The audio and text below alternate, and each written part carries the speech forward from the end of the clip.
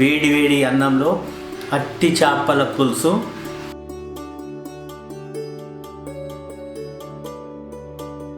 Super taste ఉంది. కానీ బుక్కకు ఒక్కొక్క చేప పెట్టుకొని తింటే ఇంకా మస్తుంది. హాయ్ ఫ్రెండ్స్, అందరు ఎట్లున్నారు? మంచిగా ఉన్నారా? ఇవాళ ఏంటంటే అట్టి చేపల పులుసు మస్తు గమ్మ ఉంటుంది. చాలా సింపుల్గా వేసుకోవచ్చు. ఏంటంటే అప్పుడప్పుడు అట్టి చేపలు కూడా తిన్నది మస్తు గమ్మ ఉంటుంది. ఊకే చికెన్ మటన్ కంటే డిఫరెంట్గా ఉంటుంది. ఈ అట్టి చేపలను ఉల్లిగడ్డలు వేసుకొని అనుకుంటే ఇంకా సూపర్ టేస్ట్ ఉంటుంది. ఉల్లిగడ్డలు అట్టి చేపల కూర వండుతా చూడండి. గిన్నె గరమైనాక సరిపడా నూనె పోసుకోవాలి. నూనె గరమైనాక ఉల్లిగడ్డలు వేసుకొని ఒక 5 నిమిషాల పాటు సన్నని మంట మీద మంచిగా ఉడికించుకోవాలి. ఈ ఉల్లిగడ్డలు అనేటివి ఎర్రగా కావద్దు. ఎర్రగా అయితే మళ్ళీ కూరలా కరిగిపోతాయి.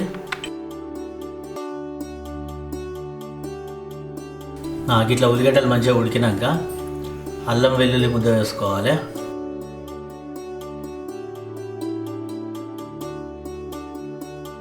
అట్లనే పసుపు వేసుకొని పచ్చి వాసన పోయేంత వరకు 1 నిమిషం పాటు సన్నని మంట మీద మంచిగా గోలించుకోవాలి.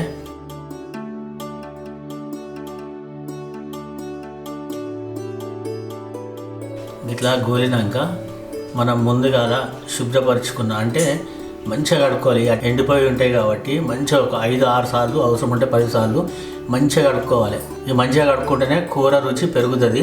లేదంటే కూర మొత్తం కౌసు వాసన వస్తుంది. ఖచ్చితంగా మంచిగా కడుక్కోవాలి. ఇలా సరిపడా కారం ఉప్పు వేసుకొని మంచిగా కలుపుకోవాలి. చేపలకు పట్టేటట్టుగా కలుపుకోవాలి.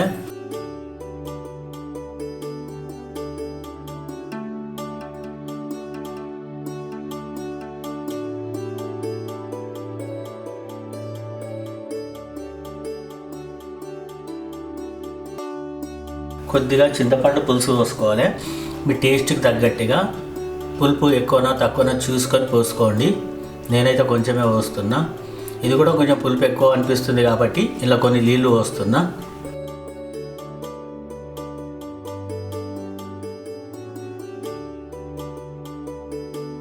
ఇట్లా నీళ్ళు పోసుకొని ఒక 10 నిమిషాల పాటు మీడియం మంట మీద మంచిగా ఉడికించుకోవాలి.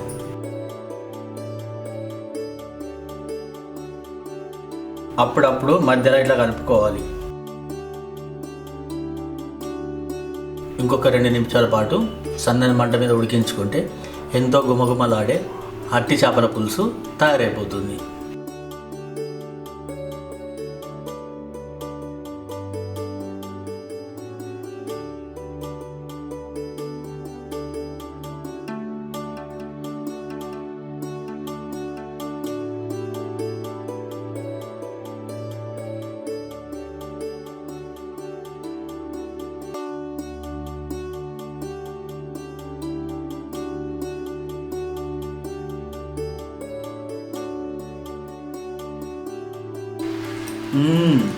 చూసిరా ఫ్రెండ్స్, మస్తు ఈజీగా వేసుకోవచ్చు. వేడి వేడి అన్నంలో అట్టి చేపల పులుసు వాసన అయితే మస్తు కమ్మ వస్తుంది. తిని చూస్తా.